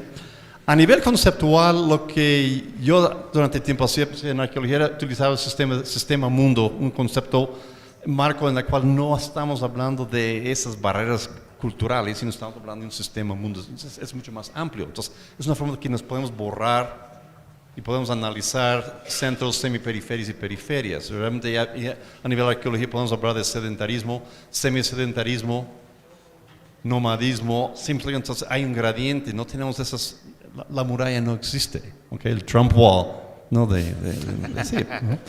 El problema aquí entonces es, ¿qué haces? ¿Cuántos años tenemos ya con el concepto de Mesoamérica y cuánto cumple el INE? Es casi a la par, ¿no? 78 años, el INE 74. Entonces, realmente, si alguien que sabes que estamos haciendo una revisión crítica del Instituto de Antropología para el futuro, habría que empezar entonces coincidente con Mesoamérica. Digo, si no lo haces ahorita, ¿no? ¿Cuándo se va a hacer? ¿No? Entonces, a lo mejor sería muy pertinente entrar a eso de fondo de una vez, de tajo, ya que estamos en épocas tan analíticos de introspección del mismo instituto, ¿no? Gracias. ¿Alguien había levantado por aquí la mano? Me dice la doctora Adriana. ¿No? Parece que el viernes está entrando con todo lo que puede. Gabriela Bonales, te van a llevar ahorita el micrófono. Y gracias a la gente que nos sigue en el streaming, en el canal de YouTube de TV INA. Bueno, mi pregunta es respecto a la persistencia de Mesoamérica por un grupo de intelectuales, mencionó. Pues, bueno, pienso, ¿qué ideología o qué perfil o qué aspiración política tiene un grupo de intelectuales y quiénes son esos, ¿no? Que defienden a Mesoamérica como concepto y nunca hacen la delimitación de que es una noción, ¿no? ¿Por qué la necesidad de mantener o limpiar o reeditar el concepto de Mesoamérica y no construir otro concepto u otra noción tan fuerte que le haga una batalla, ¿no? No sé, a la noción de Mesoamérica, ¿no? Y que se reeditaran los mapas, ¿no? Y se extendiera porque la frontera solo es para imaginárnoslo conceptualmente, ¿no? Pero siempre hay que tener la noción de que solo es una herramienta, no defenderla fanáticamente, ¿no? O sea, es lo que entiendo por noción, ¿no? Nos sirve para estudiar algo, pero ¿por qué no ya hacer otra noción, ¿no? Ya dejar de hablar de Mesoamérica. Y además, es las implicaciones que tiene que ver como con la, pues no sé si la raza, bueno, es que pensaba como en el lema de la UNAM, o no sé si es la lema, pero es por mi raza hablará el espíritu, y es la persistencia del concepto de Mesoamérica para poder mantener una unión del país, ¿no? Porque si empiezas a preguntarte eso, ¿qué es lo que nos une a todos nosotros, ¿no? Entre Oaxaca y el Distrito Federal. O sea, ¿quiénes son los intelectuales, no? ¿O a qué grupo? ¿Por qué? Bueno, no, ya no quiero seguir. Ya es eso. Bueno, a mí no me cabe duda de que quien auspició la construcción de la propuesta de Mesoamérica fue Alfonso Caso. Es el personaje que domina la antropología mexicana desde mediados de los 30 hasta prácticamente su muerte, que fue en 1970 o 71, no recuerdo bien. Él es el que está detrás del forjamiento de esta propuesta. Igual, él fue el que fundó el Instituto Nacional de Antropología e Historia, él fue el que fundó el Instituto Nacional Indigenista, etcétera, etcétera. En palabras de mi maestro Navarrete, y espero que no se ofenda porque lo cite, él sí era un cacique, señores. Los demás son caciquitos. Eso es lo que él dice. Los demás que en el ámbito de la antropología que han pretendido ser caciques, nomás llegaron a caciquitos. El que era el cacique era Alfonso Caso, ¿sí? Entonces, él es el que estuvo detrás. Obviamente, sí hay un total embonamiento entre esta propuesta y una ideología que requiere el Estado mexicano, porque esta propuesta de Mesoamérica tiene obviamente un núcleo. Tiene un núcleo geográfico y tiene un núcleo político, y ese núcleo geográfico y núcleo político está en el centro de lo que es este país, y para decirlo con todas las palabras, en la Ciudad de México, y es allí donde está el poder político y es allí donde está la sede del poder ideológico. Eso es lo que está también detrás de este asunto, no es cualquier cuestión. Bueno, quienes actualmente estén abogando por la cientificidad del concepto de Mesoamérica, ustedes los deben conocer igual que yo, o mejor que yo. ¿Cómo no? Nada más es cosa de leer revistas, de leer libros, etcétera, etcétera. De por qué lo hacen, la pregunta debería hacérseles a ellos. O sea, a mí en todo caso me deberían de preguntar cómo le haces para no recurrir a Mesoamérica, qué tipo de propuestas usas, porque obviamente yo no uso la propuesta de Mesoamérica, pero obviamente pues yo no estoy en ese carril. Habría que hacérselos a ellos. Lo que sí podíamos preguntarnos es por qué ellos están en esa posición. No sé si soy claro.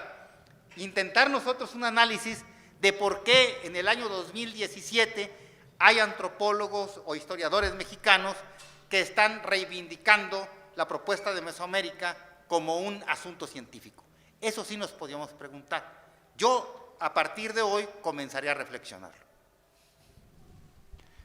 Compañero.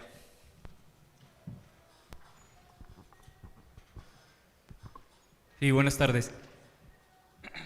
Bueno, voy a hacer una pregunta y espero no ser con la pregunta redundante.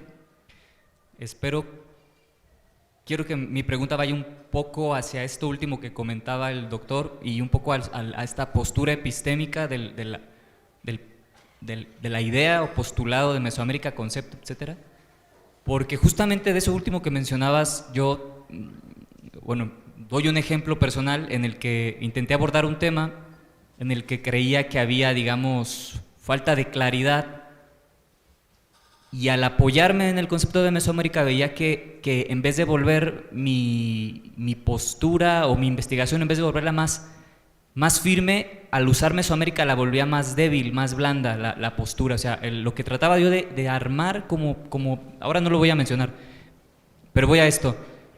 Lo que me decían las personas que me asesoraban era, mira, tú no puedes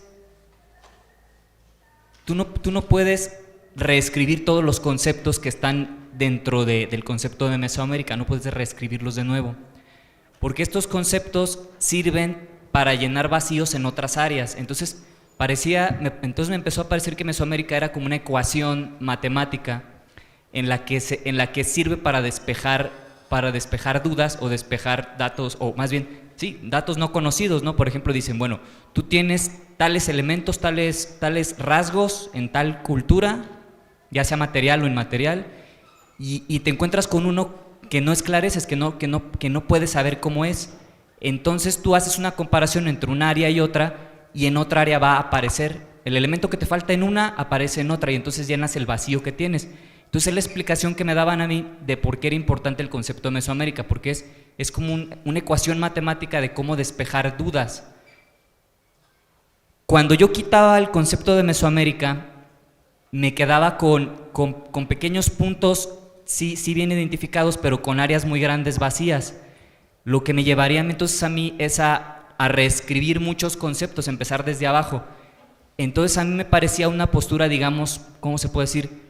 Pues cómoda, ¿no? Digamos, si ya tengo un andamiaje hecho que me lleva bastante alto en una cuestión de, digamos, literaria de escribir, si ese andamiaje ya me lleva muy alto, ¿para qué lo tiro, no? Entonces mejor me subo al andamiaje, escalo hasta arriba, ya nada más es cuestión de que yo ponga el andamio que sigue, ¿no? Y de otro modo me quedaba al despoblado, o sea, me quedaba como comento, pues con 3 o 4 áreas iluminadas y algo muy negro, ¿no? Entonces esa es la explicación que me daban mis asesores. Me decían, mira, es que tú no puedes quitar el concepto de mujer que hay en Mesoamérica, no puedes quitar el concepto que hay de centro en Mesoamérica, no puedes quitar el concepto de agua que hay en Mesoamérica porque te vas a quedar con ¿qué? Entonces esa fue la respuesta que me dieron. Me interesaba mucho a mí, por ejemplo, sí encontrar otra propuesta o otra ecuación matemática para empezar a despejar dudas. Y es un poco mi comentario y quisiera que el doctor, pues, amablemente me dijera qué piensa sobre eso, sobre esta epistemología de Mesoamérica. Bueno, es un poco difícil porque nunca aclaraste cuál era el tema que tú estabas trabajando. A final sí, de cuentas. sí, de hecho no aclaré. Bueno, el tema que estaba trabajando yo era sobre un códice. Bueno. Sí, lo sigo trabajando, es un códice. Pero entonces me daba cuenta que grandes áreas que se han trabajado sobre códices trabajan así. Es conocido, por eso no lo cito, ¿no? O sea, los códices en general se hacen con comparación de un códice con otro. Entonces, lo que aparece en el código no sé qué, del año no sé qué, si hay algo no entendible, entonces se compara con otro códice del área no sé qué, y entonces, como Mesoamérica es dual, como la unidad mesoamericana es dual, entonces una cosa explicará la otra. Pero cuando hay algo que no está explicado, que es, digamos, la coma o el punto y coma en un códice, pues eso hay que borrarlo, ¿no? O sea, digamos, lo macro es ya lo habían comentado, ¿no? Por eso no quería ser redundante. Lo macro es lo importante, pero lo micro se difumina, ¿no? O sea, los pequeños aspectos no nos interesan tanto. Y a mí yo se lo comentaba a alguien, me decían, pues no te preocupes por los pequeños detalles. Y yo le decía, oye, pero pues a mí me interesan más los pequeños detalles que los grandes detalles. O sea, pero es que no puedes tener lo pequeño sin lo grande y lo grande sin lo chico. Esas eran las explicaciones que me daban. Y Mesoamérica para eso está. Mesoamérica te va a dar el panorama general y tú de ahí nada más verás si encuentras los detalles pequeños o no. Pero en este caso en específico era, digamos, para comparación con códices, una comparación entre códices. Bueno, yo considero que el tema que tú trabajas es un tema muy circunscrito geográficamente, ¿sí me entiendes? El ámbito donde hay códices. Me extraña que te digan que está para que lo que no esté en este punto lo compares con el otro, porque esa propuesta exactamente es la propuesta de Konrad Theodor Preuss en 1906 para las culturas del Gran Nayar. O sea, exactamente tenemos coras, huicholes, mexicaneros y tepehuanes. Lo que va a decir Preuss es exactamente eso. Muchas veces no vas a encontrar respuesta del porqué de este elemento cultural de los coras, pero esa respuesta está con los huicholes. Y al revés, esto de los huicholes no lo vas a entender porque está la respuesta con los mexicaneros. ¿Sí está claro? Esa propuesta es de Preuss de 1906 y es la base que toma de Jocelyn de Jong en Leiden en 1935 para proponer su campo de estudio etnológico. A partir de ahí se va a plantear la península malaya como campo de estudio etnológico. Ellos no van a hablar de área cultural, van a hablar de campo de estudio etnológico. Y para eso yo aplico regresando a Preuss, que estudiaba el Gran Nayar como campo de estudio etnológico. Te sugiero que leas esos escritos y veas de qué manera tú mismo te respondes la pregunta. ¿Sí? ¿Me doy a entender? Están en el número 82 del boletín del INAH. ¿Saúl? No. ¿Habías tomado la palabra? No. Saúl y Adriana. A propósito del término Mesoamérica, efectivamente que después de una crítica sistemática habría que borrarlo de toda la bibliografía. Yo no creo que eso sea ni siquiera útil y necesario. Habría que distinguir entre dos acepciones del término. Una cosa es Mesoamérica como concepto explicativo, que es efectivamente lo que tratamos de poner en duda, y otra cosa es Mesoamérica como concepto descriptivo y de referencia, en el cual efectivamente se refiere a una área geográfica donde conviven lenguas y culturas distintas, que no forzosamente está delimitado por fronteras precisas, pero es otro asunto. O sea, lo que se está en juego es el problema de utilizarlo como un medio heurístico, es decir, es efectivamente el concepto que nos explica tal y cual cosa. Es en ese registro, efectivamente, donde estamos tratando de trabajar, me parece. Adriana. Una aclaración rápida. Por cierto, para quien no lo sepa, no es cierto que Kirchhoff fue el que nombró Mesoamérica, ¿eh? El que le puso el nombre fue Jiménez Moreno. Y dice claramente Jiménez Moreno, yo fui el que bautizó a la criatura. O sea, eso hay que tenerlo muy en cuenta. Dolor de cabeza. Creo que otra de las cosas que podemos destacar de esta conferencia es que también nos toca a nosotros hacer una lectura crítica de la antropología mexicana, de quiénes la han hecho, cómo la han hecho, o quiénes la hemos hecho, cómo la hemos hecho, qué podemos seguir haciendo, qué otras posibilidades tenemos, y si no existen, cómo las construimos también, ¿no?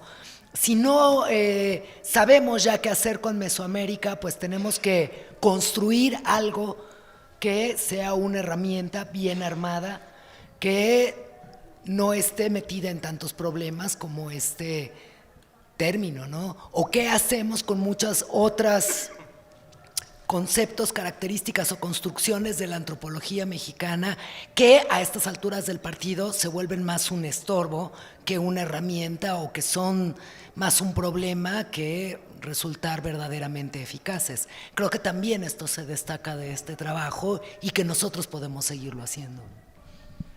Bueno, un poco parafraseando a Saúl, que parafrasea a Gertz, ¿no?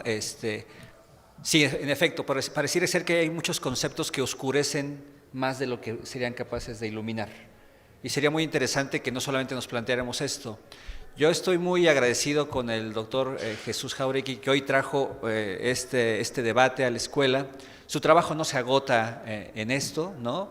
Le comentaba yo a Adriana que tarde o temprano tendremos que volver a mover ahí las cosas para que podamos conocer el trabajo del Nayar. Hay un extraordinario documental sobre la Semana Santa Cora que podremos presentar en nuestra Semana de Antropología Visual que estamos preparando en etnología en el siguiente semestre, va a ser en el segundo semestre del año.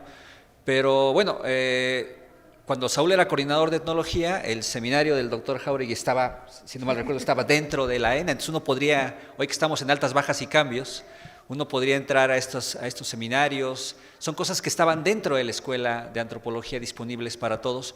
Por razones de muy alta complejidad ahora han migrado para otros lados, pero tal vez la invitación sea para que la escuela no está solo en Cuicuilco. La escuela está en muchísimos lados. Vale la pena seguir la pista de los investigadores, de las investigadoras, de las ideas que nos hacen como replantearnos y preguntarnos qué hacemos aquí. Y para esto, invitar al doctor Jesús Jáuregui y a otros investigadores, eso creo que nos ayuda muchísimo. Yo como personalmente estoy muy agradecido con que nos haya distinguido hoy con su presencia. Agradecer a los compañeros del seminario de la Roma que también vinieron, que son, al menos aquí hay 2 egresados, bueno, están de etnología que están preparando tesis, ¿no?, sobre el tema de los textiles coras, ¿no?, sobre el tema contigo, compañero, con Mayos, sí, la Semana Santa en Mayos, gente que quiere trabajar la cora, que nos ha preguntado qué hacemos, etcétera, que eran parte de los PIFs en su momento. En fin, yo sí creo que la riqueza justamente de esto es que todos somos distintos y diversos, que podemos cuestionarnos y apoyarnos entre nosotros. Agradezco mucho a la Academia de Etnología que nos abre estos espacios. Hoy está aquí Adriana, está Pepe Genis también, y doctor, de veras, de parte de la comunidad de etnología, muchísimas gracias por habernos acompañado, y creo que pues, se merece un fuerte aplauso Jesús Jauregui.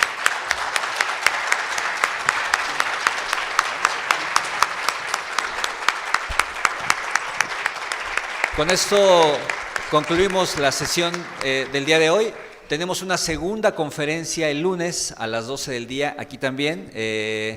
Vamos a revisitar La mitad del mundo, a cargo del doctor Jacques Galinier. Están todos cordialmente invitados y muchas gracias a todos. Que tengan muy buena tarde y feliz viernes.